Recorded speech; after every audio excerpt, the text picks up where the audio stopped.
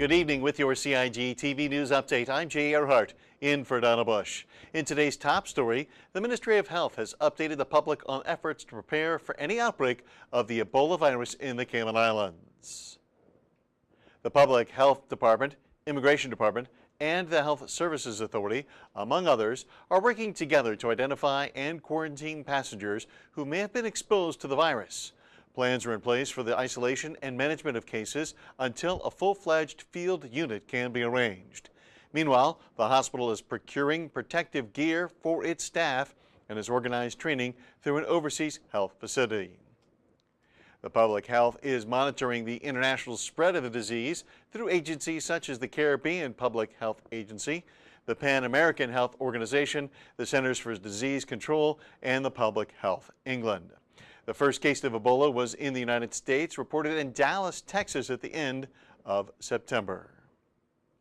On Saturday, October 18th, women, men, and children of all ages walked in the silence to honor and remember those affected by domestic violence. The Business and Professional Women's Club hosts the annual event. Her Excellency the Governor, Helen Kilpatrick, Minister, the Honorable Tara Rivers, and Chief Officer Christian Suku were among the participants. The walk started from the Government Administration Building at noon. It continued down Elgin Avenue and ended at Celebration Park, where people shared stories about bullying. Meanwhile, the Silent Witness March takes place in conjunction with the Family Resource Center's anti-bullying campaign. For more information on bullying, contact the FRC at 949-0006. To help support the Business and Professional Women's Club and their efforts against domestic abuse, call 945-8044. Well, a civil service team took second place at the KISS FM Corporate Cup on Saturday. Some 24 civil servants from various departments spent the day at the Field of Dreams and Lions Pool. The Deputy Governor, the Honorable Franz Manderson, was among the team members.